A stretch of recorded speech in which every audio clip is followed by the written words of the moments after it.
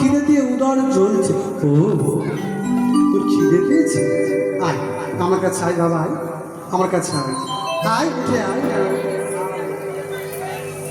পড়াশোনার নাম নেই, প্রত্যেক দিন গিয়ে জঙ্গলের মধ্যে গিয়ে কৃষ্ণ বলে কাঁদো আর ধুলাই গড়াগড়ি দেয়, এখন খিদে পেয়েছে।